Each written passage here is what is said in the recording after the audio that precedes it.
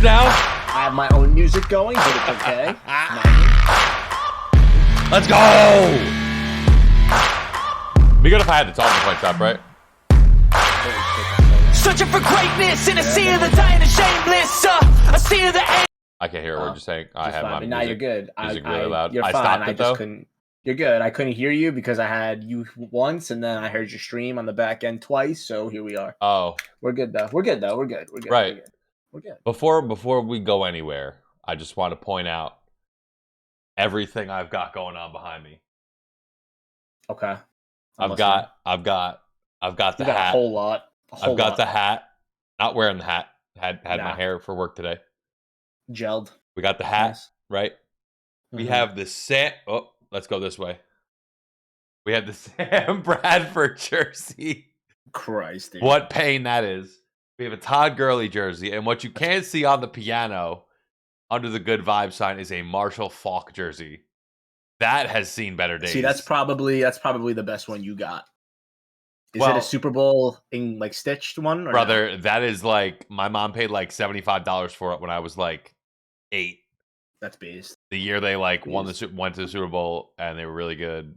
And So my like, mom was like, basically, you bought it off a truck. it was super cheap. fell off the back. The shit Yeah. is falling off of it. I shit It you fell off the not. back of a truck, literally. Like, We're $100. not Listen, sponsored by anything, so I took the label off my water. So yeah, fuck that. I just have a big thing, you know? I mean, I got a big thing too. Wait, What? what? Big dick swinging? So I didn't spend $100 on that jersey. My brother knew a guy who used to sell them things off the back of the truck for $35, stitched and everything. Shit. Looked legit, but they're bootleg. So that Sam Bradford jersey was that. The Todd Gurley jersey I spent $110 on. That, I mean, listen, I'll buy it again. He was one of the better running backs of their time. But here we go. I'm listening. But he said but, so that's a hard but. What about a butt? All right, listen, I'm opening up the Super Bowl pool site. We have, I believe, let me look right here. I'll tell you the exact number. We have 47 boxes sold out of 100. I was a little nervous. I'm still nervous because we're about halfway there, but I think we can do it. Got to tell your friends.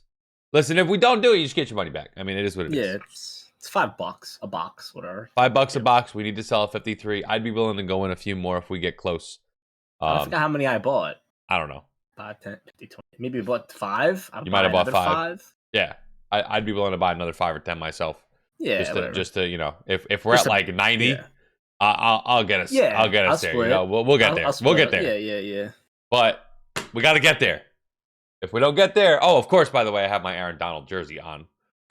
Can't forget that. That's it, dude. That's it. So, Aaron fucking Donald. Listen, MVP talk. Aaron Donald could be. I mean, listen. I have to ask you a question. So, like, guess what? Yeah. Actually, the real question is, does your chain hang to your ding-a-lang? That's kind of the real question. Always. Okay, just so I wanted to. And it doesn't mean that it's a combination of my dick doesn't really go very far because it's like really little, and my chain is really, really, really long. Got it. So it's like a combination of two. It's actually extra long because I have like a big belly that it's got to go up and around. By the way, you have the extra links. Is that what it is? Right. I had to buy them actually special because got it like customly fit and made. Right, custom. Listen, it's like going to the tailor. You have to just get it all like custom done. By the way, we have Pulse Moto joining us with a party of 2. I don't have any alerts on this. Just so we're clear, this scene has no alerts. I was wondering why, because I was like, I hosted and I didn't even get a noti for it. Oh, yeah, I'm sorry. Yeah, we don't talk about Bruno. You know. That's it, dude. That's it. So, anyhow, appreciate that, yo. Thomas. Hello, welcome to everybody joining us. We have Super Bowl to talk about. I mean, that's the game on everybody's mind, right? That's what's happening. And I mean, there's a lot going on in the world. It's like, crazy. Super Bowl is one of them. It's almost like there's so much more than the Super Bowl going on right now if you're a fan of sports in general. I'm a huge fan of sports in general. I follow baseball. I mean, you're probably more into baseball right now than I am, but I'm a big basketball fan, and I have been following the trade deadline. With you, I'm not. I mean, listen, it's been nuts. It's been nuts. It's depressing. Baseball's in a weird spot right now. Baseball's in a weird spot. So College it's not basketball though is kind of where it's been college going on basketball. right now for Listen, me. big. I mean, just a quick on an aside, a couple big like knockdowns over the weekend during the week. Yo, Auburn lost. Arkansas? Hello? Auburn lost like 2 days ago. That was kind of big. The They Arkansas bit. had 19 wins in a row. I mean, listen, they still look great. They lost in like overtime. So I mean, it is what it is. Ricky has Yeah. news, by the way, so I'm intrigued by that. But anyway, Okay. we go on to the Super Bowl. It's what's on everybody's mind. It's the big news, especially if you're just a football fan or a sports fan in general. We have the Rams and the Bengals. This guy Ricky's gonna get a job. You want to come work for the podcast? We don't pay much, but we'll hire you to do some shit that we don't want to do. Small shekels. That's it. Small Like- shekels. Mecklings, That's it. Thoughts is in here, like in the overlay. Listen, this is the podcast, baby. This is the greatest sports talk podcast. This is episode 3. If you ain't here, you ain't nowhere. Just saying. You like that? If you ain't here, you nowhere. That was good. That's pretty good. That's pretty If you good. ain't here, you nowhere. Anyhow, You ain't here. But if you ain't here, you're over there, or like you're there, like you're not here, like I mean, just in space time continuum. what? Anyway. What? I don't know. Neither do I. That's okay. Okay. We're out. We have 2 guys making their Super Bowl debut: Joe Burrow, Matt Stafford. Greatness, am I a Rams fan? Nah. Could you tell? Joe Burrow will make his debut. This is his second year in the league. He lost a little more than half of last year with a torn ACL. Made it back for the beginning of the season, and he is he is ready to make his debut in the bowl. The youngest of anybody in their career.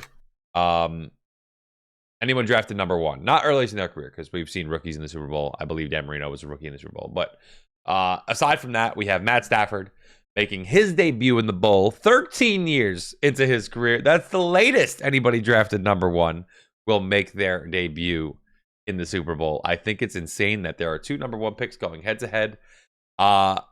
One thing I'm liking is that everybody is on the Burrow Bengals bandwagon right now. Everybody's riding the wave. Everybody think it's dope. Everybody thinks Joe Burrow's cool as shit. Me included. Don't get it twisted. Just because I'm a Rams fan doesn't mean I don't like Joe Burrow. But I'm enjoying the fact that a lot of people are rooting for the Bengals in this game because even though Vegas still have the Rams as the favorites, it's given that little bit of underdog edge to the Rams, a little bit of that. But wait, we can do this kind of thing. We all know you love Joe Burrow, but wait, we're here too kind of thing. You know what I'm saying? I think it gives, though, like, if you think about it too, they talk about, like, Joe Burrow could be the first to do a lot of things. Okay, a lot of things. You could take a team from last year that was not playoff eligible to now being playoff eligible to go to the Super Bowl this year, number 1.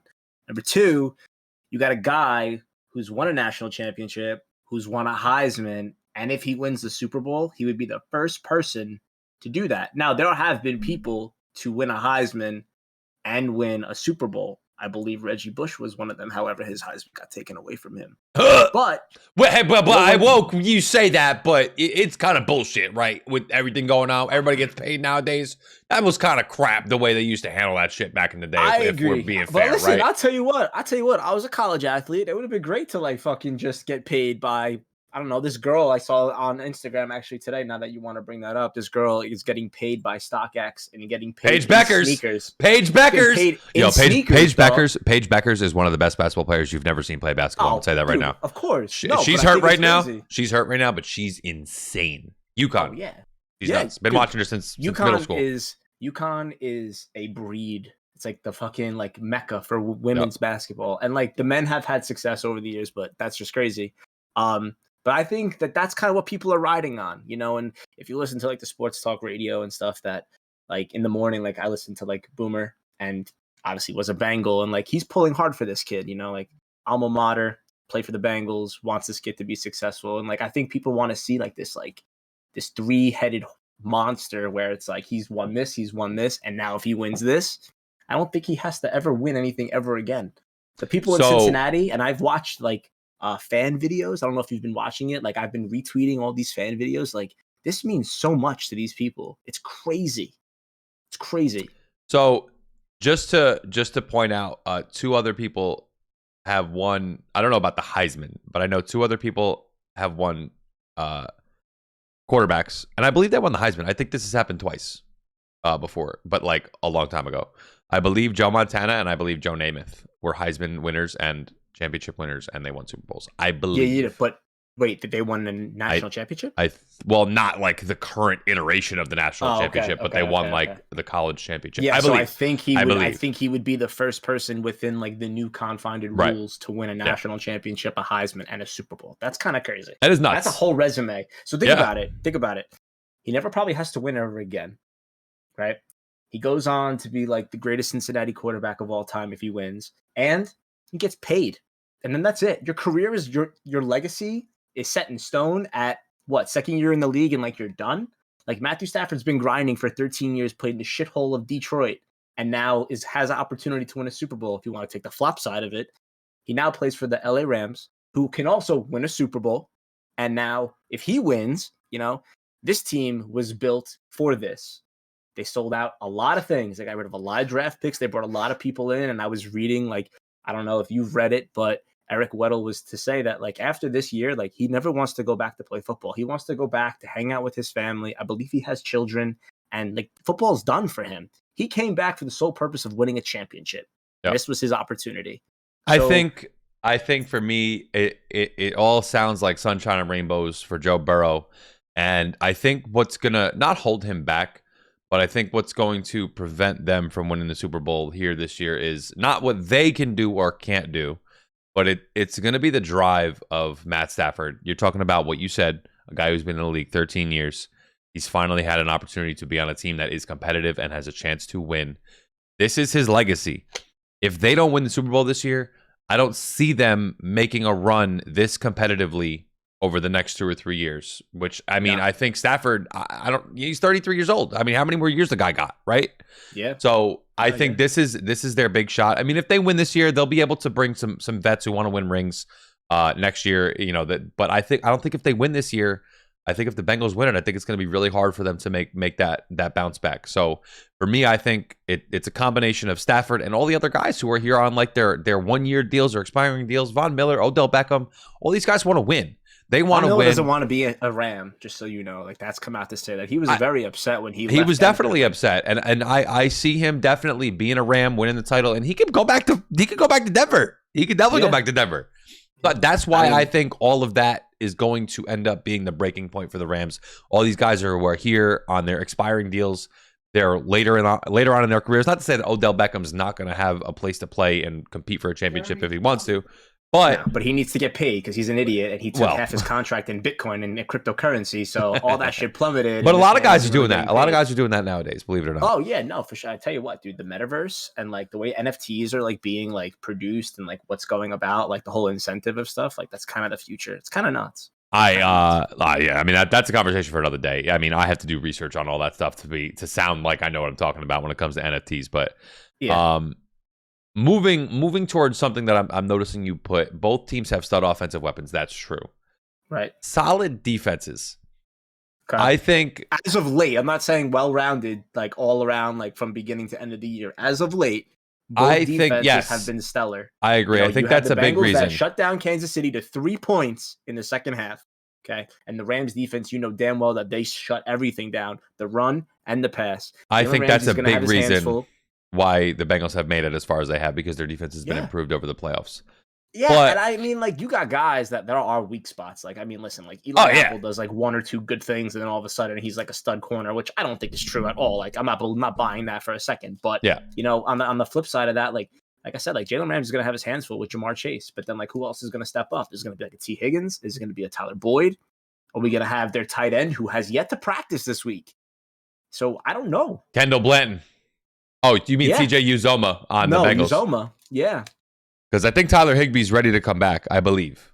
I mean, listen, I was looking at, and we'll get into like the whole like betting and everything. Tyler Higbee to like score a touchdown is astronomical, bro. It's fucking like plus like maybe it was like 1,200 or 1,250 or something. Listen, if I was a betting man, and I'd love to be a betting man, but I can't be a betting man here in Delaware unless I go to the casino. Hey, by the way, listen. If I do any bets this weekend, I might be going to the casino on Saturday. So they have the football bets at the casino. That's it. If I'm looking to throw shit at the wall hoping it sticks, a Rams backup tight end, Kendall Blanton. Watch out. His odds are, I don't even know what his odds are, but I can tell you right now, they're probably somewhere near like the plus 15 or 2,000 mark because the guy's a backup, especially if Tyler Higbee plays. If Tyler Higbee doesn't play, it probably wouldn't be as good of a play money-wise. He'd still be a good play. I think it would be a good bet, but he is a guy who in the red zone, their tight ends are always targeted in the red zone. Could be a good bet. It would be a sneaky dark horse. I'm not saying throw $100 on it, but I'm saying, throw $5, $10 on it. Throw the shit at the wall and see if it sticks, and you can make yourself a little pretty penny with some good odds. But that's just me. So I think, like I said, I think it's going to come down to quarterback play, and I think Burrow's going to play fine. I don't think he's going to play bad. I think he's going to play fine. I don't know. People have teetered back and forth on it. We had people like talk about today, like Joe Burrow is going to collapse and like throw 4 interceptions, or Joe Burrow is going to come out on top and throw 4 touchdowns. Like, I don't see that. I don't see either of those happening. Believe it or not, I see him fair, throwing 4 more touchdowns than I see him throwing 4 interceptions. Truthfully. I don't know. Like maybe not interceptions, but like maybe they'll definitely getting sacked or knocked down or have to hurry up. Like the Rams' front line is ridiculous. I'm gonna tell you right now, if the Rams get after the quarterback like they did against Tom Brady, they didn't do it as well against San Francisco until the final drive of the game. But if they can get after Joe Burrow the way they did Tom Brady, now Burrow's a little more mobile. He's not a mobile quarterback by any means, but he's not slow. No. He can get out of the pocket. He can run for a few yards. He can get you a first down if he needs to, but he's not going to break your defense down with his legs. But I'm going to tell you right now, if the Rams get after it like they did against the Bucs, the game is going to turn into a one-sided affair. And I can't say he's not going to make a comeback, but he's not Tom Brady. So I would be hard pressed to think that he could mount that comeback the way Brady and the Bucs did. So if the Rams go up big, the Rams are going to stay up big, in my opinion. That's just the Rams running game. Tampa Bay's running game was like kind of shut down for most of it. And then they flushed it out to the flats and they were tossing it. Like Joe Mixon's not a great pass catcher. So no, but he's a great running back. He is, but I'll tell you what, he hasn't been like I don't know, like I don't want to be like that guy where it's like he's not a great running back, because he is, but like as of what I've seen late, like they've been slinging the ball around. And especially to say if the front line of the Rams is like not letting them run, they're gonna have to throw it. Let's do this. This is not on the list. This is off the top of my head right here. Let's go position by position, not position, but like groups of positions. And let's see who has the advantage. We'll start with special teams. Let's do quarterback last, because I think that's the biggest debate. So special teams, Evan McPherson versus Matt Gay. That advantage is Evan McPherson. That has McPherson, 100%. Nothing to do with Matt Gay, because I think Matt Gay is pretty good. But Evan McPherson is literally an all-pro kicker as a rookie. He's insane. Ice in the veins. Kid's insane. The kid is insane. If the game comes down to a field goal, I think the Bengals are going to win the game. And you said that when they played the Chiefs. Every week, it seems like it's coming down to McPherson, and the kid's lights out. It's nuts. Yeah. Defense. But now, question is, going back real quick. Question is though, does the Super Bowl consume him and get the best of him, or do you think he's just ice? That's it. I mean, if it hasn't bothered him yet. Yeah, this is a different animal though. I'm not going to disagree with you there, but I mean, I would be very surprised by the way he's played all season. He's been this way all season. He's been lights out all season. It's not just playoffs. He's been lights out all season and the playoffs. The kid's been one of the best. He's not the highest scoring kicker in the league, but he hits them when he needs to. He doesn't miss often. I'm telling you right now. I think if it comes down to kicking, I think it'll be the Bengals' advantage, and it's not because of Matt Gay. I know he's missed a couple in the last couple of weeks, but he was lights out all year. All year he was lights out. So it's really more to do with how good I think McPherson is. By the way, if it comes down to punting, the Rams got that in the bag. Rams have the best punter in the league, and that's not even close. But that's beside the point. I don't think the games are ridiculous. The game's not going to come down to punting. No, but special teams as a whole, I think the Rams have the advantage. They run a great special teams. They're not afraid to go for it on fourth down with like Johnny Hekker giving a little. But listen, if they do that, I'm in pain.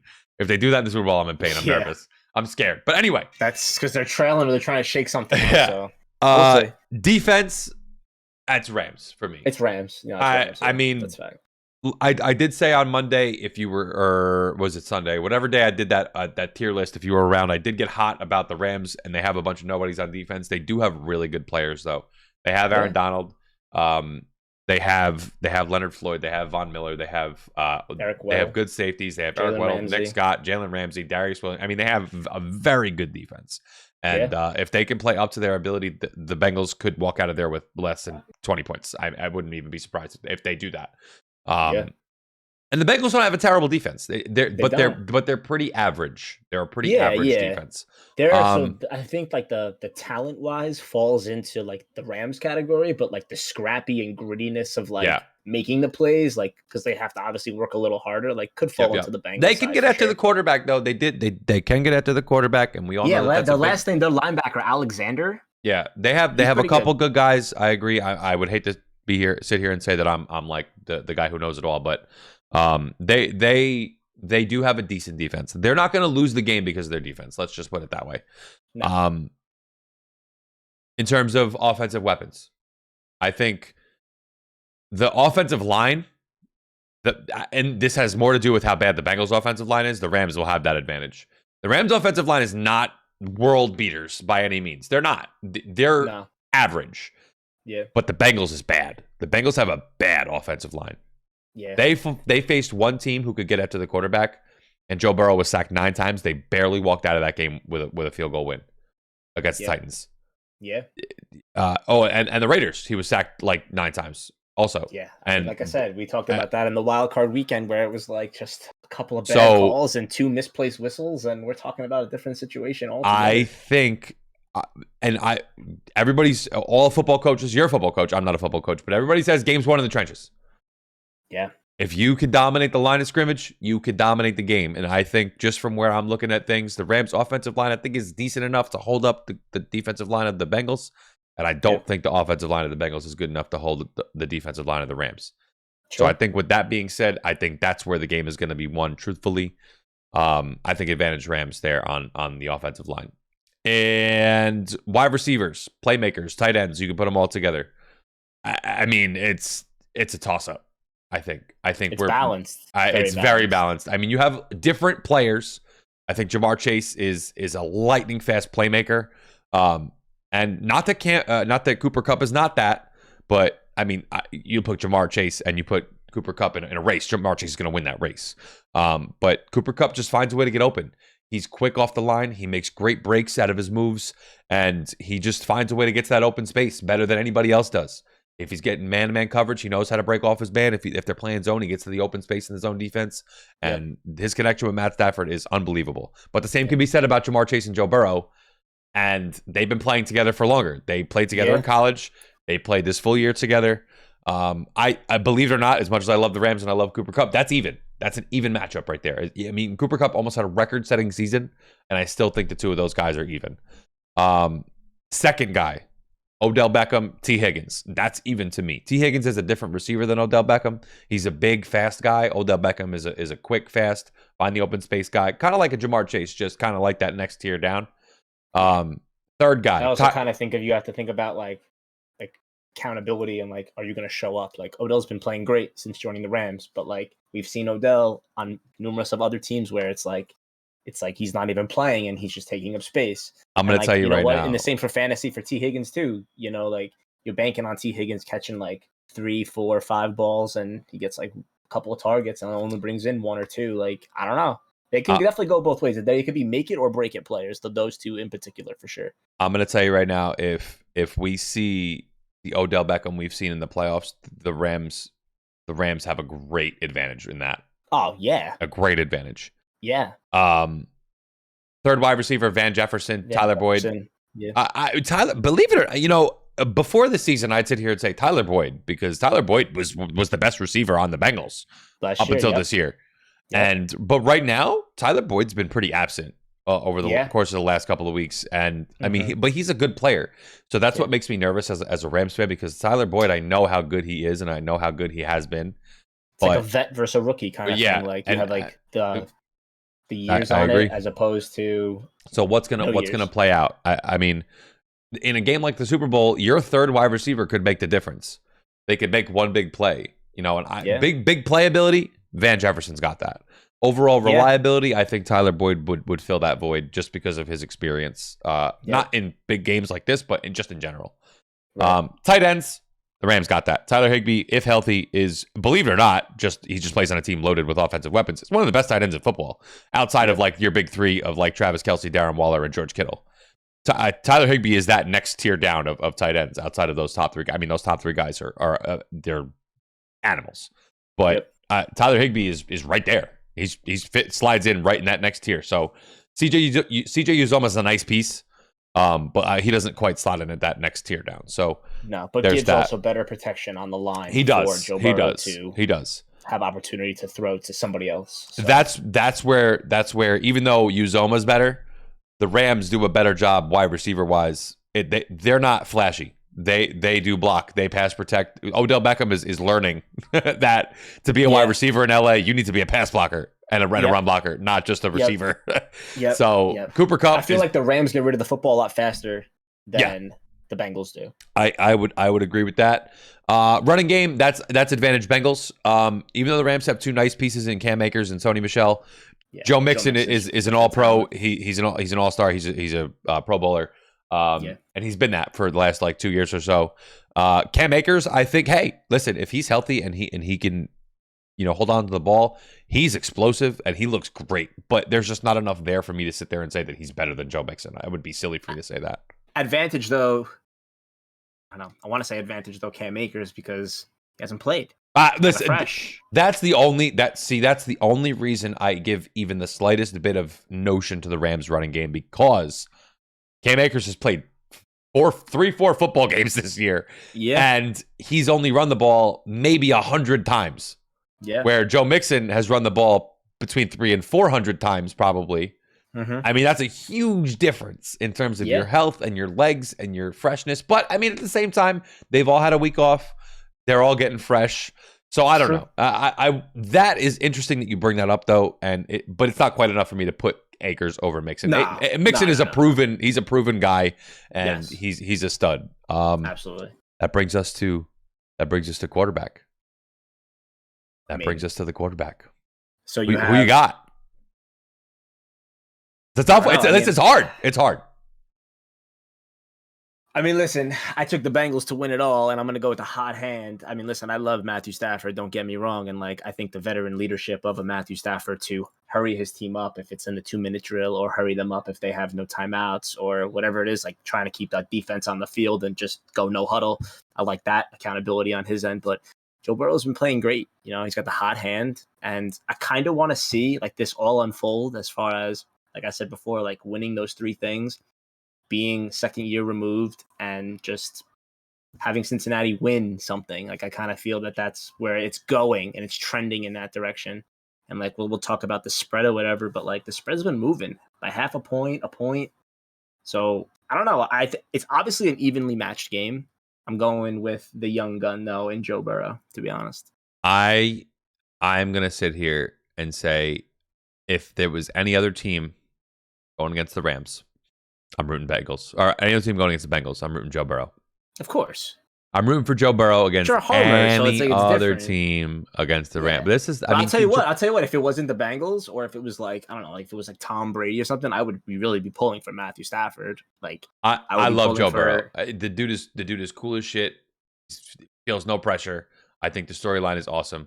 But what it comes down to for me is this is my team, and I'm not homering this pick. I think Matthew Stafford is going to play better than Joe Burrow.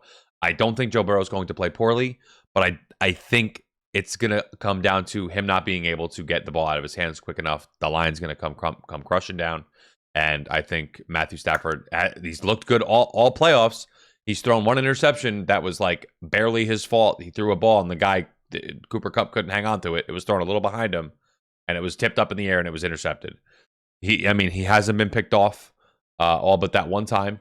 He's looked great. He's been crisp. He's been clean. He hasn't overthrown many people. He's thrown a couple of underthrown passes, but hopefully that week off will be enough to have him get healthy. Whatever. If everybody's going through something right now at this point, right? I mean, you're 22 weeks into the season. Of course, everybody's hurt at one point or another. So I think that's going to be enough. Yep. Are we getting a blowout on one side? Are we getting it coming down to the final 2 minutes, or are we going to get an overtime game? I don't think we're going to get overtime. I think Tom Brady's the king of overtime in the bowl when he beat the Falcons. But well, I mean, I tell you what, 27-point deficit, right? That's kind of. I think for me, it's going to come down to I'd like it to be a good game. If it's a Yeah. blowout, of course, I want it to be my team up. But Yeah. I'd like it to be a good game. I'd like to be invested the whole time. And I mean, let's be real. If the game's a blowout, yeah, I'm gonna watch the whole thing. But am I invested in screaming my lungs out the whole game? No. I mean, No. if the game's 28-3 going into the fourth quarter, I'm only gonna really scream and celebrate at the last minute when they win the game. Right, I want to right. be invested, and I want to be screaming my lungs out the entire game. And that's I only feel going to that. happen if it's close. So I hope it's a that. close game, and I hope it's going to be an exciting one. And at the end of the day, I just hope the Rams pull it out. Yeah. In terms of bets, it was opened at 4 points, Rams favored. Then it went up to 4.5, Rams favored, and I didn't like that. I still don't like it. It's back down to 4. I still don't like it. It gives me anxiety. I think it's too much, and I'm nervous because the number's too big. I didn't you think really. it's that, you think it's really that close that you think? Well, that I it's mean, 4 four points too is a much? huge spread for the Super Bowl. No, that's a big spread. I mean, I usually don't know. spread. Like you saw last week in the championship games, like they weren't that big. I mean, they weren't that small. You had Tampa Bay. Tampa Bay was 3.5. That's a whole the point. same. That's a big difference. But it's a half a point. But Well, still, now it's a half a like, point. I mean, but that's I mean yeah. that's a half a point. That's the difference between a 4-point game and a 3-point game. I know, but, like, That's- you that's also a- had that's that a field goal last- game and a not field last goal week, game. Last week the Bengals were 3, or 2 weeks ago the Bengals were 3. The I don't know. I Bengals think against the Chiefs were 7. 7. that's That what I'm was saying, 7. huge. That was Yeah. enormous. I knew that was way too big, and I called it. I went 4 for 4 last week. Yeah, 2 weeks ago. 2 weeks ago. Yeah, 2 weeks. We think it's last week. I mean, they haven't This played, this but right still. here, I don't bet. I never bet on a game with my own team. Never. I would never do that. But if I was forced with a gun to my head to say this is what I need to do, I would take the Bengals +4 to cover. Yep, I But did. I'm taking Rams money line, win the game. That's what I No, would do. wow, you reading what I wrote, dude? No, So I'm obviously not. it was- Is that what you so- picked? Yeah, dude. So I took this. So I have it's 2 sides. So I hedged both ways. So I took the Bengals to cover 4.5, and then I have other players to factor in. Did you But then pick it I up also- at 4.5? Did you grab it at 4.5? I grabbed that at 4.5. Oh, good. A good play. Yeah, yeah. Good play. And then I took the Rams money line with other players, that are trickled in there. And then I obviously I have the numbers here, and I don't know, I want your opinion on it. So passing Joe Burrow under over 276.5.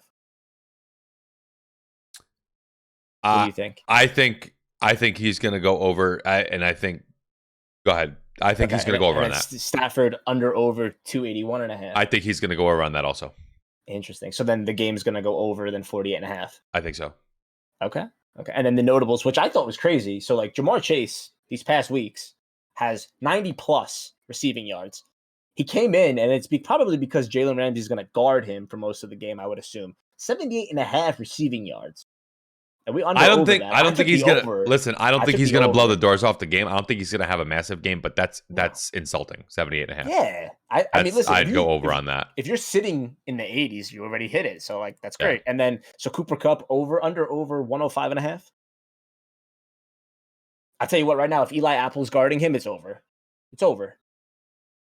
It's over. I'd love to sit here and say over, and I mean, there's no evidence to think he's not going to go over. But how could he possibly keep doing it? Right? I mean, how could he keep doing it? He had one game in the playoffs that wasn't good. What's one more game? He did it all year. The man was a cheat code when it came to yeah, fantasy I know. football. 30 to 40 plus points a Yeah. week, in and out. Yeah. He's a target machine. Yeah, I go over on that too. Fuck it. Okay. and then OBJ was 62.5. So over. Over. Personally, really Over. interesting. I took the under. And I'd give him a touchdown too. Interesting. Okay. Over a half a the touchdown. The touchdown, I've absolutely signed off on. Absolutely. I think it's going to be under on the yards though. And then I have 2 dark horses, and they're not Over. really dark horses. I think over for Van Jefferson, Oh, he's gonna have 2 or 3 42.5. catches for 40 yards. That's not what I'm really. gonna say. and then T Higgins. So if you can't throw the Under. ball to Jamar Chase, T Under. Higgins under? No Under. way. No. That's a big number. That's 70 yards. Yeah, but he was targeted so much against Tennessee. 69.5? I think he gets 70, bro. Here's I really do. the reason why. Here's the reason why. The reason I say over on Jamar Chase and under on T Higgins, which by the way, the 9-yard difference between the two of them is insulting to Jamar Chase. Fact. Jalen Ramsey does not shadow cover players. No, he doesn't. but but he takes initiative and he did it. He did it He against did. Tom Brady. He And did. He was like, yo, I'm guarding this. And like, that's it. He did. Took Mike Evans. And the reason I don't see him doing it here is because there's just Mike Evans was the only guy in Tampa. Yeah, Jamar Chase is not the only guy here in Cincinnati. it's true. I don't like you changing your game plan. If your game plan is to play Ramsey all over the field, linebacker spots, nickel cover, shadow corner, zone coverage corner, why are you changing? Because you have this guy. They haven't done it all year. They haven't shadow covered people all year. And I think Zach Taylor is going to keep Jamar Chase away from Jalen Ramsey as much as he can, much like players did against Darrelle Revis and all these other guys back in the day. And I think that's going to be why T. Higgins doesn't get as many yards, because he's going to be on the side of the ball with Jalen Ramsey. It's definitely an interesting take, but I don't know. Like, I wouldn't be surprised if he went over. If you're a player, if you're playing, right? I'll give you the hypothetical. If you're playing, right, and somebody on your team is like either can't handle it, and you know you can. It's not like a self-pride thing where it's like, I'm going to do this and I'm going to step up for the team and I'm going to stop this one guy. What's the score of the game? Are they losing? Then yeah. If they're winning, then no. You play your game. No, I mean, no. If they're but like, okay, but like they did it and they were losing against Tampa Bay, or Tampa Bay was driving, I should say, and then I don't know. And I don't know either. Listen, know. I got to be different, right? I got to throw something in there a little different. That's true. So then, what is the final score of the game then? So final score of the game, I think the game is going to be 30-27 Rams. And no way. And it's not. You cannot tell me it's going to be a 3-point game. And the Rams are not going to drive down and kick the field goal. Okay. They're going to stop the Bengals on defense. That's fine. Okay, so now we're thinking. So I would flip it, and I think that the Bengals win 30-27 on a walk-off field goal. Now that's where I was going. Okay. So, all right. So we have our. Those are the picks. They're in. Lock it in. That's it. Ding ding, like they do in what do they do? Sunday Game Day, right? Yeah. There you go. It's like the fucking like. Lock it up. Like they make the noise. They do the lone wolf and they do the lock it up. Yeah. Something like that. All right.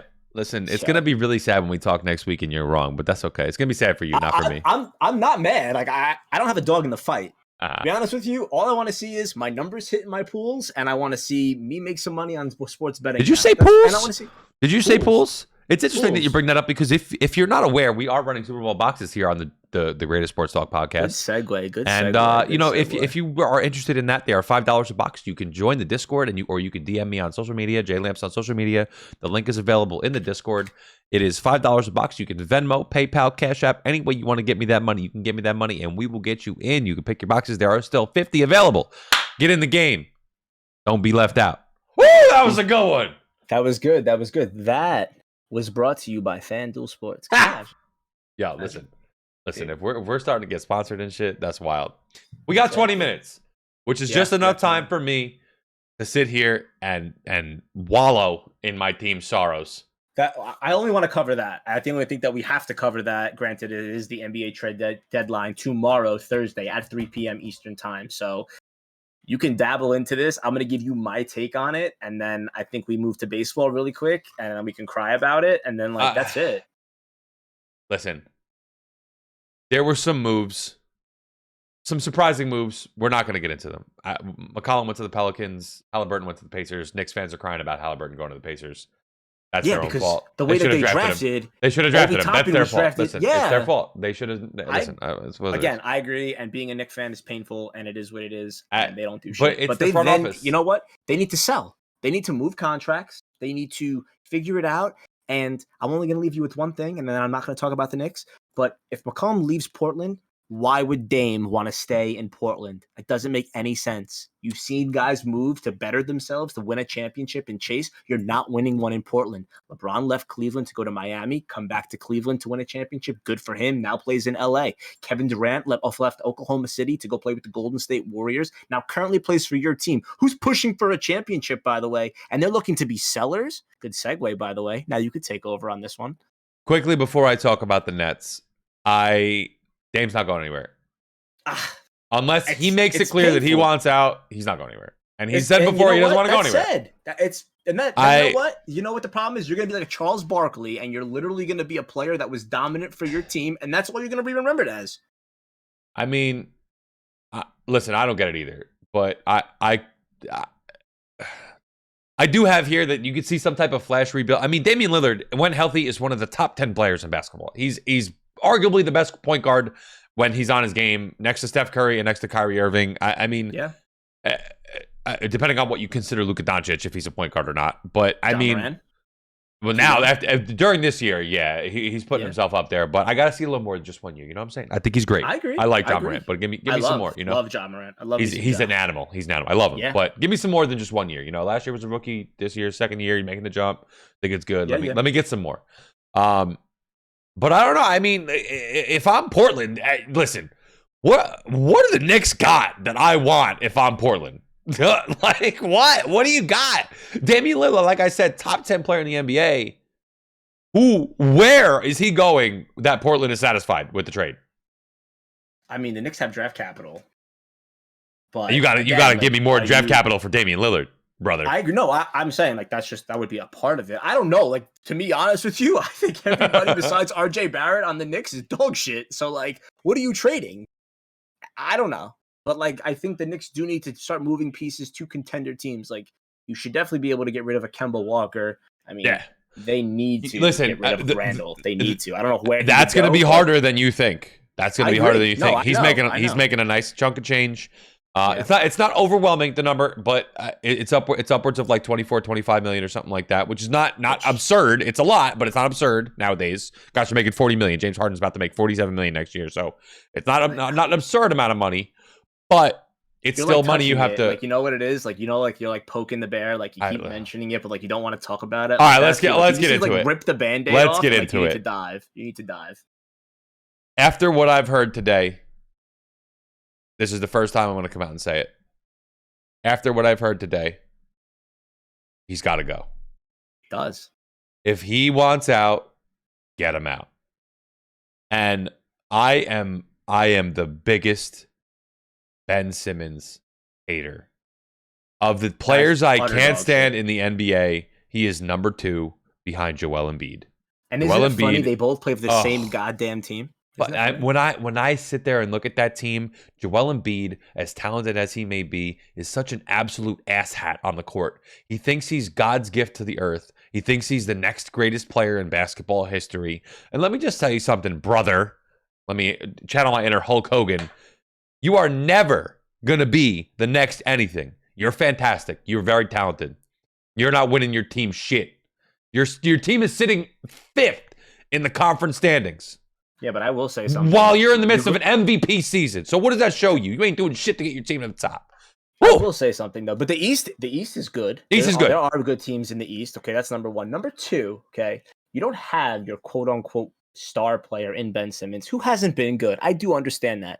But you cannot knock the man for playing his best and has left his team in a position to make the playoffs and go on a run. Yep. I don't like the 76ers by any means. I do not like Joel Embiid at all. You know, I didn't like when they have Tobias Harris too on that team. They do. I don't like the team. I don't like the way it's constructed. I don't like the players on the team. But to sit here and think that the Nets are going to move one of their big 3 pieces, who they brought here because they thought, hey, we could win a championship with these 3 guys who've played, 16, 20 games at best, all 3 of them on the court together. You think you do have to get rid of them, yes. But what are you getting back that's going to make you better? So as a fan of the team and knowing how basketball in the NBA works, star power always wins out. Always. Usually the best players in the league on the best constructed teams that are the most top heavy will win the championship 9 times out of 10. Giannis was the best player in basketball last year. And injuries aside, they played the best and they were the most top heavy between him and Chris Middleton and Drew Holiday. They won out. Yep. I'm telling you right now, as a fan of the team and they don't trade James Harden, they better win a title this year. Because if he walks in free agency for nothing, we'll be pissed. And here's what I'm going to say. Their chances of winning the title go down without James Harden, with Ben Simmons and, Matisse Thybulle or whatever, Seth Curry, whoever they're talking about bringing in.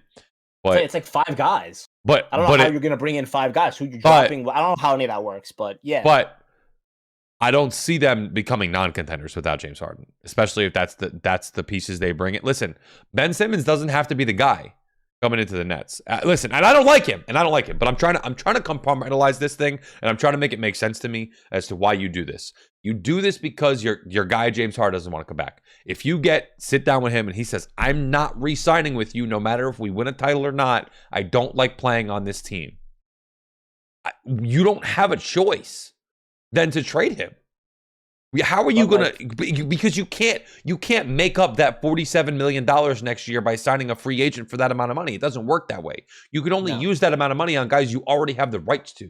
You can't go out and sign DeAndre Ayton, who's going to be a free agent, to a $45 million contract because it's not allowed. You don't have the salary cap room for it because you got guys like KD and Kyrie plus the rest of your team on the books. You can't do it. So you either pray to God that James Harden decides to re-sign in the offseason if you win a title, or you got to move him.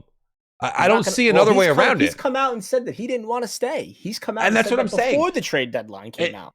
Which hurts as a fan because I think their best chance of winning is with him, Kyrie, KD on the same team together. When they were together last year, they played 2 games against the Bucks. In round 2, they fucking blew the doors off the Bucks in those 2 games. They won by a combined 50 or 60 points in those games.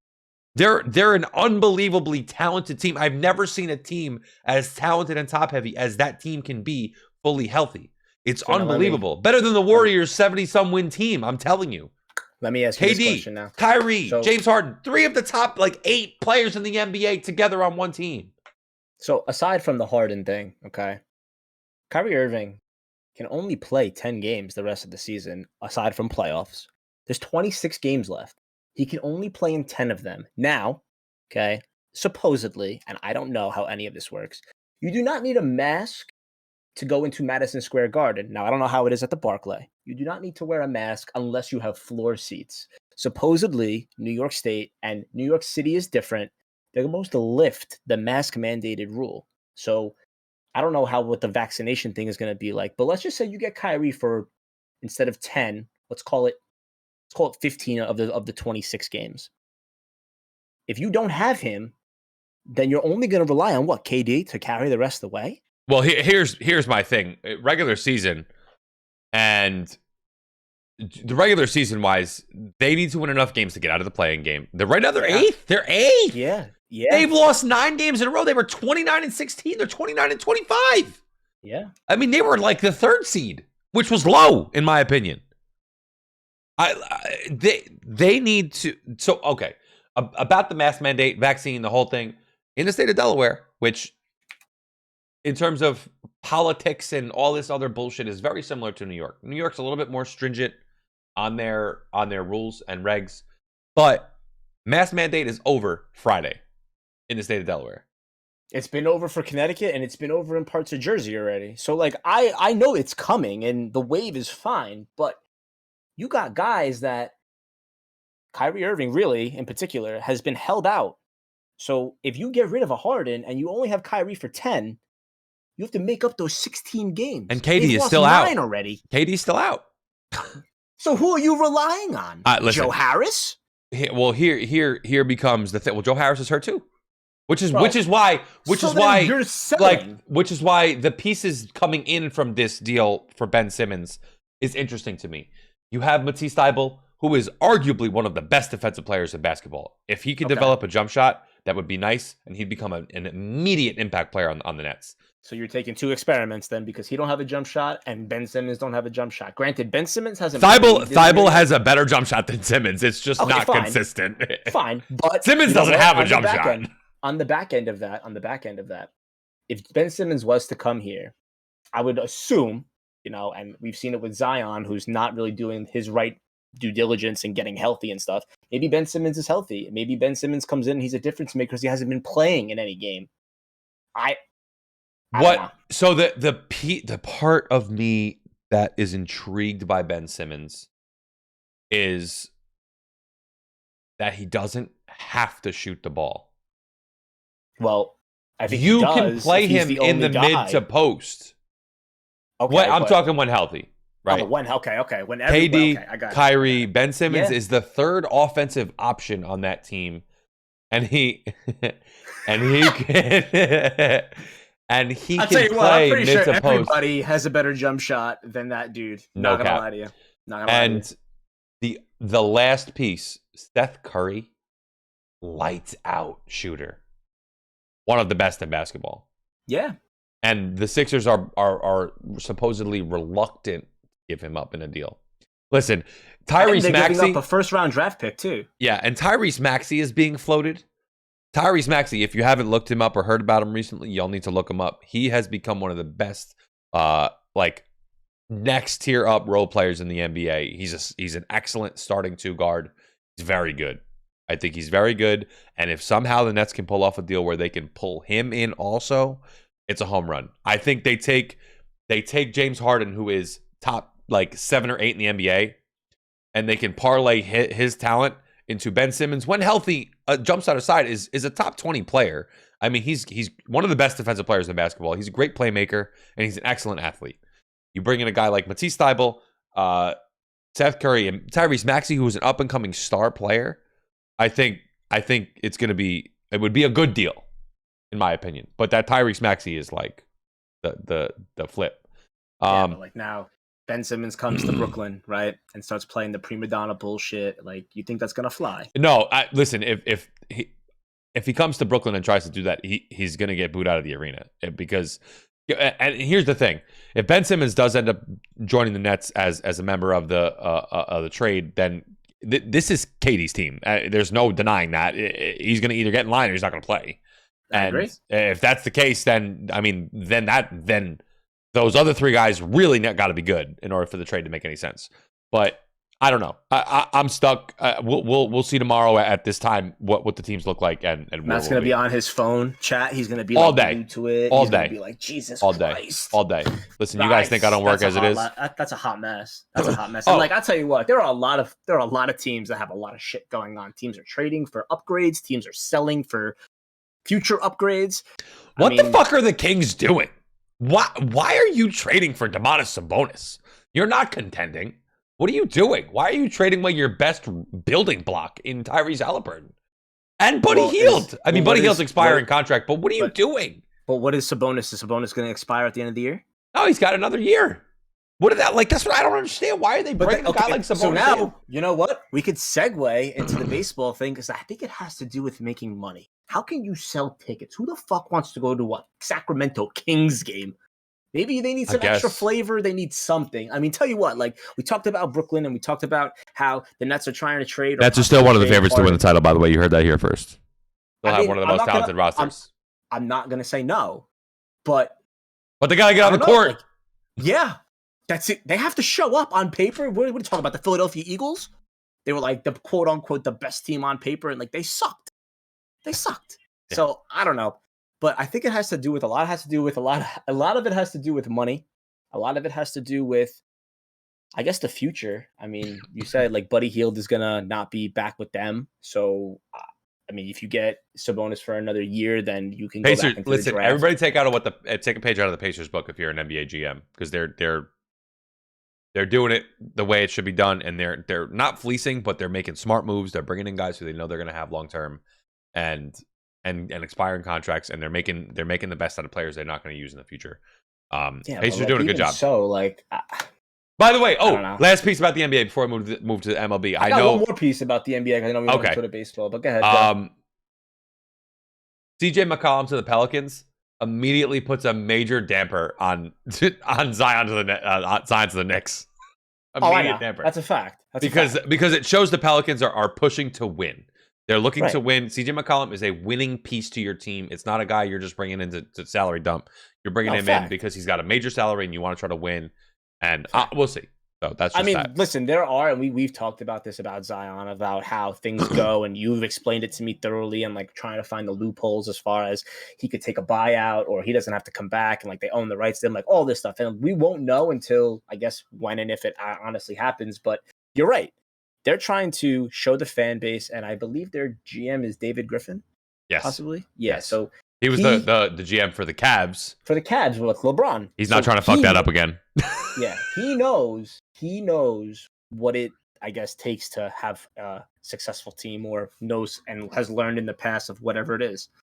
Now, my question to you is, because the Lakers seem to be in hot water as well, because at the end of the game, they benched Russ. So now is Russ a starter, or do you see Russ being a good part of the second unit when when AD and LeBron come off the floor? The way the Lakers team is constructed as of right now is a first round elimination.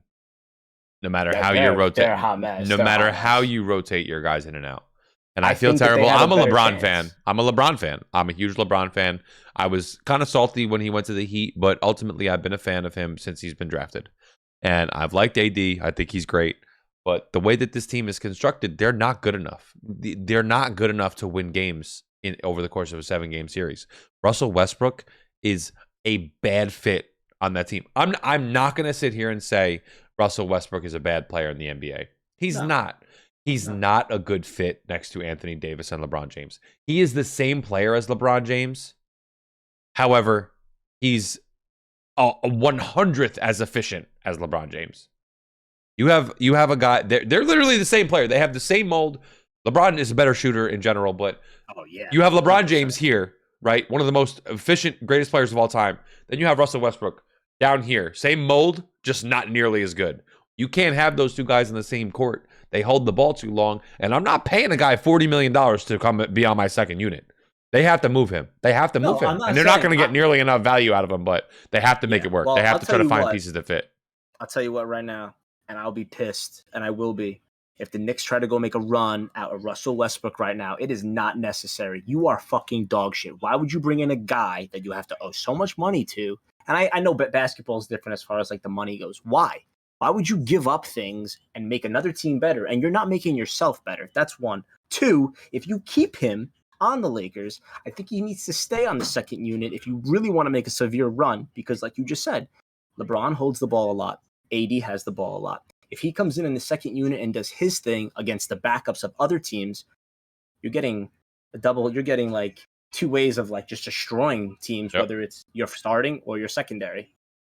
It's going to be interesting. Tomorrow is going to be real interesting. 3:00 is going to roll around and people are going to scratch their heads. They're going to wonder why. They're going to be like, how did that happen? And it's going to be a whole lot. Yeah, I agree. I'm anxious about the whole thing because I love my team. Tomorrow's Listen, going to be hot. Tomorrow's going to be hot. team, we have NBA trade deadline and we have baseball meeting tomorrow. I don't know what the fuck's going on in baseball, dude. Nick pissed. Powell, we'll talk in a bit, I'm maybe. pissed. I'm pissed. Yeah, go ahead. Listen, you're the baseball guy for right now. You've got the info. Go ahead, roll with it. Fucking people are emailing Rob Manfred and they're telling him, "Listen, like we hope you get a job, or we hope you get a deal finalized, and like you're doing a great job." First of all, the man should resign. He should not have the job. He has fumbled this bag so hard, and you're gonna sit here and tell me, "Well, I don't really know how it could have been avoided." Excuse me, I don't know how it could have been avoided. It could have been, because this happened during the COVID year. Okay. And everybody wants to blame COVID and why it was a shortened season. It was even a shorter season because scumbags do not know how to figure out money. Okay. It's all about the dollar sign when it comes to this, whether it's the owners or it's the players, and rightfully so.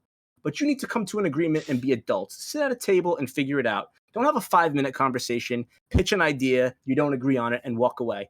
Take some time. Today, both sides had their meetings, one in Disneyland and one in Arizona, and they're going to come together tomorrow. And we're going to see what they pitched and what they are going to agree upon. Now, they agreed upon a couple of minor things as far as like minor league deals and other small financial things.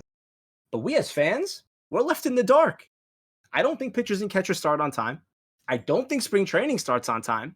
You're not going to sit here and tell me you're going to play 162 games this year. I can't see it. I really can't. And I don't know what they're going to honestly propose tomorrow to make that happen. You're a week and a half out. Tomorrow, by the end of this week, it's 1 week away for pitchers and catchers to start. I can't. I don't know. I don't know. I don't see them starting on time, only because from what we've heard, they're so far apart. And because that's false. Because they come out and the writers have said that they've made good strides and great progress. But the progress that they're reporting isn't progress, and they're not even close. Yeah. So that leads me to believe that they're not going to be able to strike a deal before pitchers and catchers. Pitchers and catchers report what you said in the next 2 weeks, right? They're supposed A to week and a report. half. But Yeah. after this week, it's 1 week away. Yeah. So I mean, it's hard for me to believe that they're going to strike a deal before that. Now, that doesn't mean the season's in jeopardy if that doesn't happen. We all know that they can go in with the late spring training and they can still start the season on time. But I mean, that's still only a couple of weeks away. Are you going to sit here and tell me that they're going to come to an agreement on billions of dollars in that amount of time? There's no way. Well, also, There's no way. Not even that. So, okay. So if they don't start on time, who are you screwing? You're screwing, obviously, the pitchers and catchers who need that time. Okay. You're then, I don't know if you're really screwing the position players as much because let's just say it was a week removed. Those guys don't come until a week after. So it's not so bad. But if it takes longer, you're screwing them. Then spring training is going to get shortened. So then who really gets the brunt of it? The fans, because they spent money and they're not going to get any sort of compensation. And if you get a compensation, you're not getting a refund. They hold your money because they have it already, and or they spent your money already. So the money is going to stay within the organization of whatever you spent, and that's it. So for me, I listen in terms of screwing fans and everything like that. The fans are getting screwed the most. There's no ifs, ands, or buts about it. I think if you are a member of a professional sports team and your sport is in jeopardy of going into a lockout, you need to be keeping yourself in shape if you're trying to keep yourself productive. Now, of course. To be fair, you don't have to because you're not technically working, but Right. I mean, who are you as an athlete if you're not trying to keep yourself in shape? So, yes, you still need time to gel and mesh and stuff like that. But if we're being honest, they can get together and they can do that. They can make that work if they really wanted to. Now, there's no confine. Now, you're not going to get a full team out there because, listen, everybody knows everybody's been a part of a team or an organization. You're never going to get 1 through 25 together. It's just not going to happen. You know, there's always those 1 or 2 people that work in your organization or play for your team that are always like, yeah, I got whatever going on. I'm going to go do this. I'm going to go do that. You guys are going to be fine without me. It's no big deal. I'm going to do my own thing and we'll talk. But so that's going to hurt for sure. But I think ultimately, I hope as a fan of baseball that they get a full season in. But I am not going to be shocked if this leaks into like May or June. I'm just not. What blows my mind is too. So like you have other sports like NBA took the initiative and they went to the bubble. Okay, and they still had opportunity for fans to be a part of it. You know, you had the virtual fan; they were on the screen. You know, you saw a live game in a sense. Like you were given something. Soccer. You know, the MLS has done the same thing. You were given an opportunity to virtually watch. Okay, during COVID, WWE did that too. There was nothing going on. You literally, the MLB could have stood up and said, you know what? This is what we're going to do. And you would have been the most watched thing on television. You know what I did during COVID, during the whole lockdown thing? I shit you not. I was so fucking bored that I watched cricket because that's played overseas. I don't know the rules. I think it's the fucking coolest sport in the world. You literally hit the ball in opposite directions and it's wild. They have like the wicket. It's crazy. I learned like some of it. But that's what I did during COVID because I had no baseball. Basketball was in a hiatus. It wasn't football season. It was nuts. They literally could have made money and they chose not to. You know what I did in COVID? COVID? And they come back with the short and bullshit season of 60 games. You're playing 7-inning doubleheaders. Okay. And then you start with guys on second base in extra innings. Give me a fucking break. Would you really? I started streaming and played Warzone in COVID. I mean, I did that too. And like, I'll tell you what, in 4 days, I'm 2 years into streaming. I have my 2-year badge coming out in 4 days. Oh my God, I'm pretty it's sure you're lit. gonna have that. Dude, like, unbelievable. Aside from the whole starting thing of when baseball is going to start, a lot of other things have been like swept. Like we've talked about the Hall of Fame. Yesterday, the PEDs, testing for PEDs, the contract expired. So now you're going to tell me that you left guys out of the Hall of Fame because PEDs, but now we're not going to test for PEDs? So This whole thing is so fucked. My immediate reaction of this was like, oh, how ironic. This is interesting that this is coming out now. But so they're only not testing for PEDs because there's no contract. And I don't know the ins and outs of it, but there's no contract because there's no baseball happening. They're on a lockout. So I would like to believe that will be rectified once they can come together on an agreement.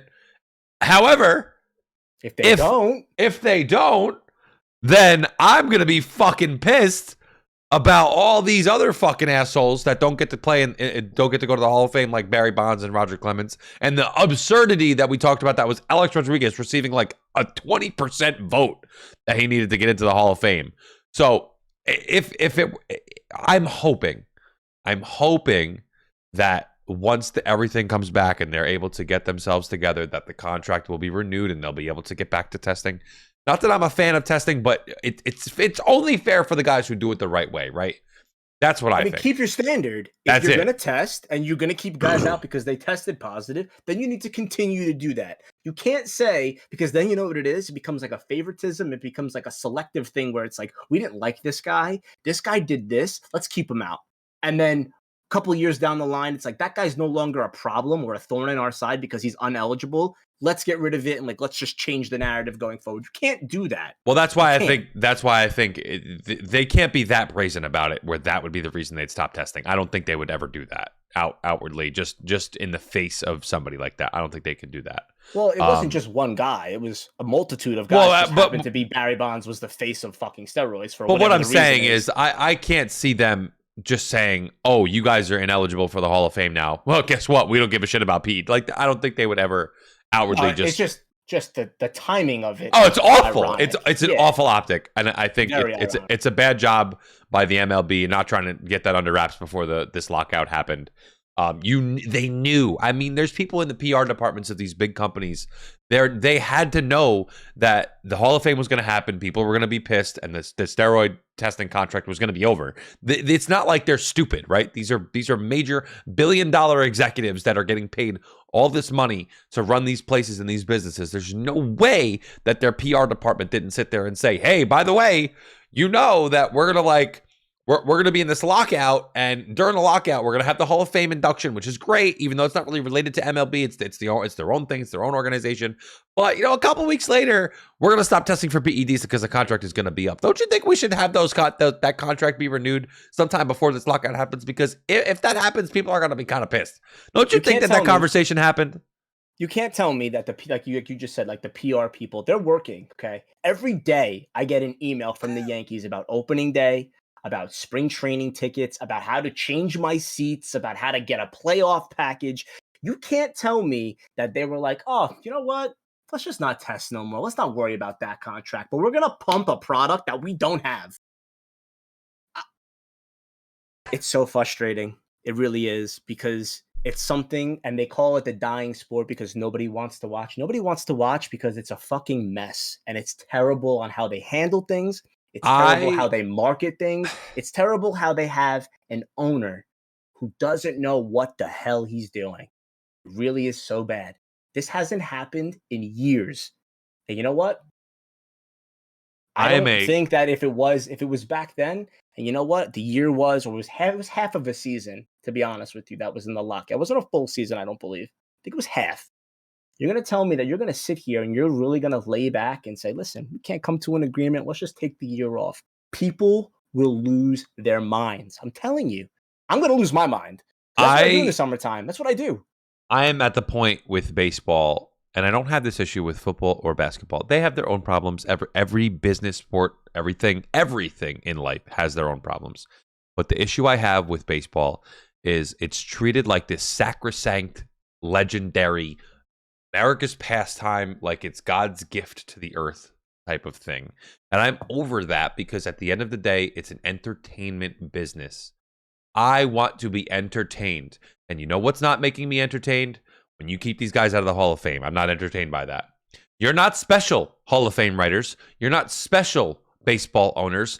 This is not America's pastime anymore. It's the third most watched sport of the big three. Football is number one. Take a page out of what football is doing. They cater to fans. They are not treating their sport like it's some type of bureaucracy where everybody needs to pray to it like it's Jesus Christ on a statue. Okay? You're a sport. You're not a fucking legendary thing anymore. It's not like, "Oh, we're going to go get our sticks and our balls, Willie, and we're going to go down to the park and hit some sticks." It doesn't fucking work like that anymore, okay? You guys need to get off your fucking high horse. You need to get the fans in the stands. You need to get something figured out. The owners, and this is owners in all sports, not just baseball, They need to figure this money situation out. They need to be able to take some fucking money out of their asses because we all know their fucking asses are loaded with extra money that they don't fucking need, that they don't even see it, and give some money back to the players. God forbid they gave money back to the fucking fans. God forbid they did that. God forbid they did that.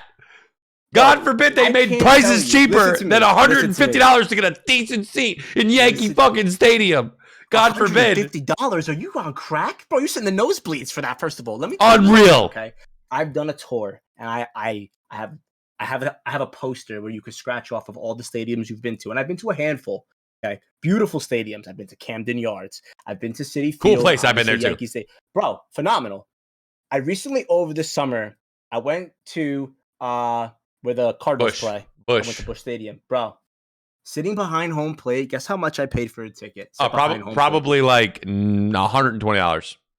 I paid $67 oh my God. a ticket to sit behind home plate. Okay, guess how much I paid for a beer at the stadium? I want to say no, six. I'm not comparing. Six. It was $8.75 for a beer, a domestic beer. Listen, you get a beer at Yankee Stadium, it's $13 minimum. Try for it if you want a domestic. It's close to $18. Oh my God, it's disgusting. Gross. So, but you can't tell me that these guys are not making money because stadiums, Yankee Stadium in particular, jacks the price on everything. Listen, pump the brakes. That's chump change to these teams. The amount of money that gets brought in on TV revenue deals is unreal. You're talking about hundreds of millions of dollars being brought in by TV deals. Sunday Night Baseball for ESPN, whatever crew they got, that crew's getting paid, and the ratings, depending on who does the game, is getting paid. Now, listen, if it's the playoffs and Joe Buck is fucking doing it, I ain't fucking have to put this shit on mute. I can't stand him. I can't. But people still watch. Oh, of course. They don't care if you got the TV muted. That's still ratings for them. You still got the TV on. Of course. But people are getting paid is what I'm saying. Yep. It's out of control. And you know what? And like, I made this the point, and like this is what we'll like kind of end off on. Like I was gonna talk about Trevor Bauer, but we'll leave that for more to actually unfold with that. Yep. I feel bad for the Met fan. Okay, being a Yankee fan, I don't. Listen, I do. But I know where you're gonna go with it. I'll tell you why. Being a Yankee fan, I've seen a handful of championships. You know, I was alive, obviously in the 90s. I went to a World Series that they didn't win in 2003. My senior year of high school, they won the World Series. It was lit. It was lit. And from that point, I've been to playoff games where they had no business winning playoff games. And I've been to all of them, to be honest with you, ever since that moment. I've been to when they got slapped by Texas. I've been to where they lost the wild card game against the Astros. I've been to the crazy run when they were down 3-0 against the Twins. All of a sudden come back. The wild card game, that was lit. Bro, playing against Cleveland, the Greg Bird 1-run home run to seal the game, going to play Houston and losing to Houston on a quote-unquote cheating scandal. That was the magical season. They shouldn't have won that series against Cleveland. Oh, my God. But they did. Have won that series, and they should have beat the Astros. They should have went to the World Series that year. I agree. But that's a story for a different day. Yep. But I feel bad because you want to know why? The Mets did something, and a lot of other teams did not. The Mets went out before the lockout, and they said, we're going to get better, and we're going to spend money. They got a new owner, and this guy was like, you know what? Let's go. Let's get better. What did they do? They increased their defense, they increased their offense, and they got a stud pitcher in Max Scherzer. They're going him for up it. with They're Jacob going for DeGrom, one of the best 1-2 punches in baseball. Now, granted, it's the National League, and I think the National League at some point should carry over the DH. But they're like 8 years overdue on that, but that's neither here nor there. And again, so now don't even get me started because they did that shit during the fucking COVID year where the National League got the DH, they tested it out, and they proved they were like, "Oh, let me just tickle your sack and then stop." Like, why are we why are we making these guys hit the fucking ball? Why are we making them do that? That's not what they're getting paid to do. Pitch the fucking ball and sit on the bench. That's it. Pay people to hit the ball who are paid to hit the ball. So I don't want to watch a pitcher hit the ball no more. I'm not fucking 90. I didn't grow up with my team's pitchers hitting the ball where they played two sides of the ball. This isn't Babe Ruth's baseball anymore. God, that fucking pisses me off so bad. And we can honestly cycle back to entertainment, and you want to see something. So I guarantee you, if you were to go back during the steroid era, nobody would have said shit. Why? Because baseballs were being jacked thousands of feet. Okay. The ratings were up because you wanted to watch a home run race and you wanted to see the next best thing, whether it was a Mark McGwire, Sammy Sosa, Ken Griffey Jr., or Barry Bonds. You wanted to see these guys get up. Okay. That is absolutely ridiculous to think that now all of a sudden you're going to say, that's bad. We shouldn't have did that. We're sorry. We're going to take all of that from you, but still hold this high standard. Like you said before, baseball is not perfect. And you need to stop acting like it is. You need to What get with the happens? times. What happens when a guy tests positive for PEDs in football? What happens? They get suspended for 4 games. They come back and then they play, and nobody ever hears about it. But because baseball has all these legendary statistics that everybody has to pray to every day, like it's the fucking Bible or the Torah, all of a sudden you're barred for life. If you're season missed, 80 games missed, like 60 what the games fuck? missed. 60 games is the minimum, by the way. 60 games is the minimum. The whole thing. Listen. Nobody likes a cheater. Listen, I'm not saying go out and cheat. I don't want to see people rampant with PEDs. But like, why are we treating these people like they don't deserve a second chance? Why are we making them sit a whole year out of their life just because they decided to juice themselves up? Which, by the way, unrelated to the steroids, why are we fucking with baseballs? By the way, why are we fucking with baseballs? Dude, I was gonna make that point, and why are we? And I'm not talking about doctoring the baseball with a pitcher like that. That's a whole issue in itself. But why are we changing the physical baseball? Why are we and there's no clarity or transparency about that? Why are we not like article? Somebody came out and wrote an article. High anticipated games, whether they were night games or Showtime games, whether it was a Sunday night baseball game, or whether it was, I don't know, like the, what do you call it game? The Field of Dreams game. Yeah. And they have the Little League World Series game. Like those high anticipated games were claimed to have juiced baseballs, different baseballs than what they had during. Why are we not just using a baseball? I don't care if it's juiced, but everybody should be using it. I don't care if it's dead, but everybody should be using it.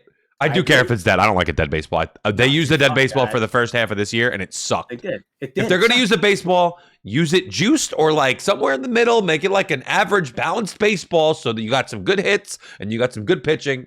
Why are we changing baseballs mid-season and not even telling anybody? Why are we secretly doing all these things?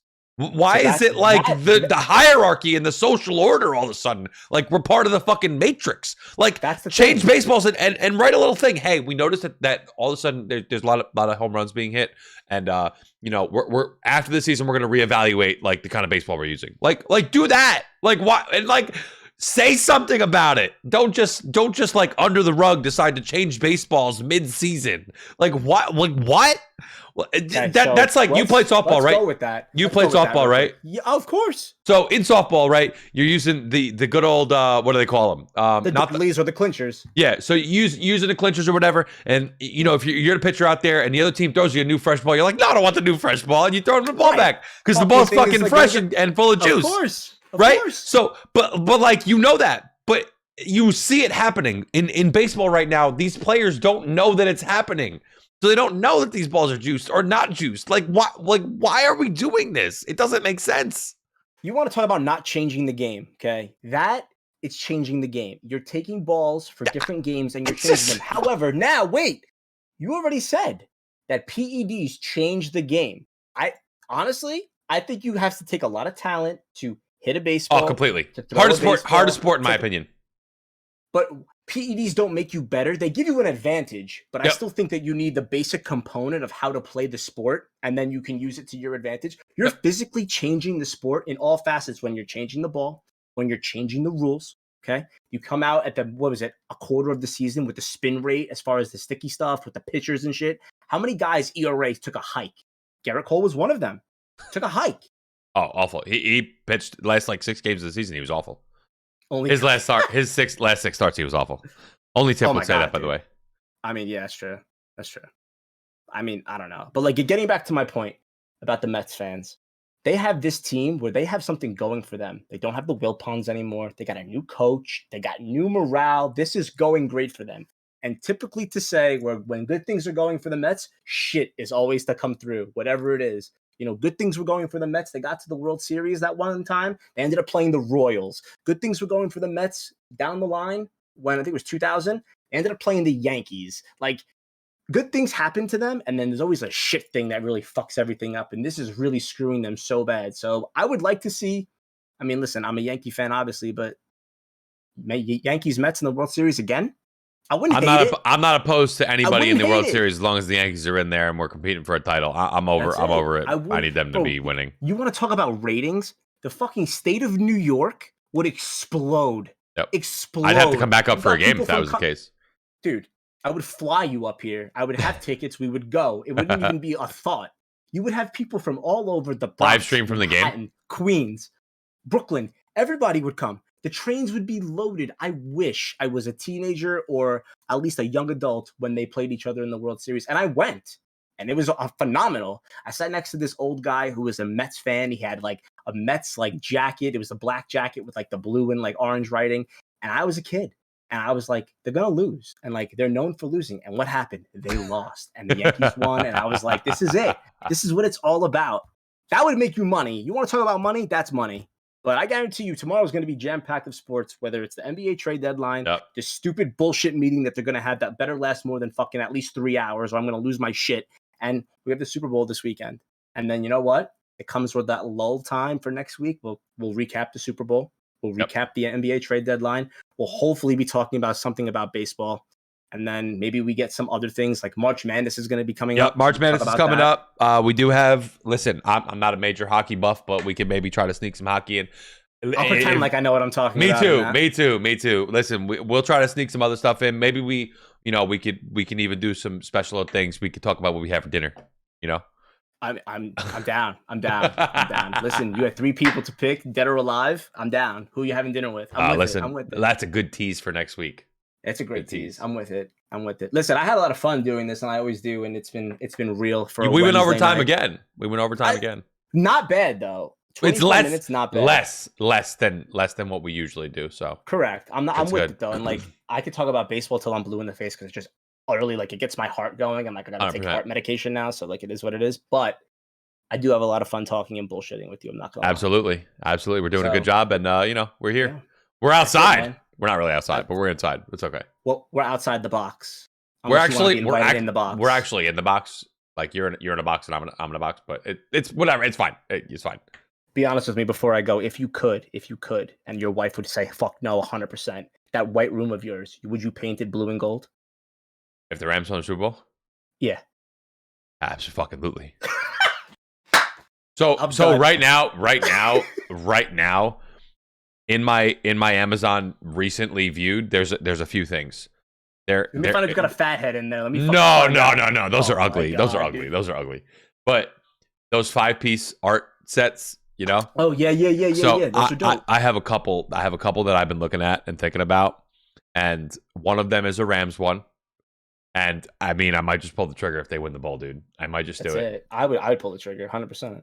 The other one, I would see if you get like a newer one where like they win this, like, and they have. Like, so the other one I have in mind is a Kobe one. I mean, Kobe's my man. I mean, listen, favorite player of all time. Dude. Any Kobe mural right now or anything Kobe related is something that you like hang. Like, I got 2 pairs of Kobe's that like I can't part with at all. And like, it's unbelievable. That's what's on the right back here. Right back here, we're looking to put. So we'll see what happens. That's it. The side note before I say my goodbyes. Listen, Tip, if you want to be our insider for hockey, you just message me and Matt and like. Listen, Pulse came up with the name. It's 2 Minute Minor, featuring just a Tip. He did. By the way, why is Tip not in the Super Bowl boxes, dude? $5 a box. Give me 50 right now, so you get 10 boxes. Let's get it. That's it. Right? Listen, you don't even. I'll take the 10 subs. You could listen. Just don't even give me subs. Just give me the $50. That's it. You get some boxes. Maybe you get some money out of it, right? That's what I say. Cash app. Right. Whatever it is. How much do I have to pay for a fat head of you? Listen, a lot. Wow.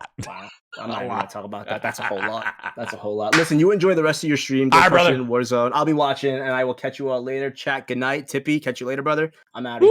Woo! Love you.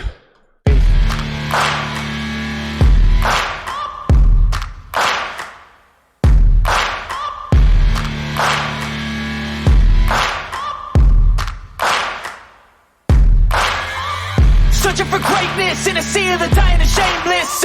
A sea of the aimless. I don't wanna be one of the nameless. I'ma wake up with the mindset that one day I'm gonna make it, and I don't think I'll be fine. patience. Don't try to stop me, I exist to write my own story. I'll make a decision if I want some peace or if I want the glory, yeah.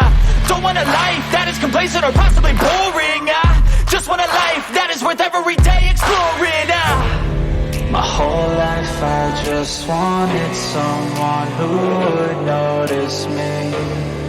My whole life I just wanted to be somebody to be. Yeah, This song's lit, dude. I just want to be great. I just want to be great. I just want to be great. Yeah, I just want to be great. I just want to be great. Yeah, yeah, yeah. What a song. It's so good. Oh.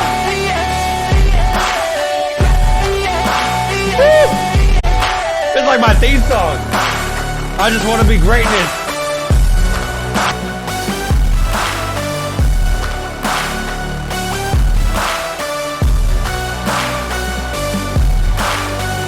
This is a statement to appreciate all that is vacant.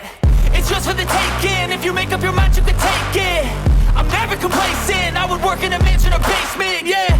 There's no replacement for persistence, it's a patience, yeah. In this life, I wanna be soaring, to feel sun inside when it's pouring, and I'll fight till anxiety is foreign. I'm so sick of my mind's extortion.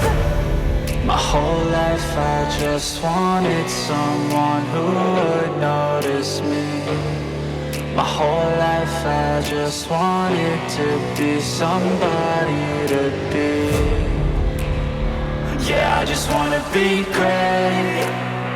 Yeah, I just wanna be great. Yeah, I just wanna be great. Yeah, yeah, yeah.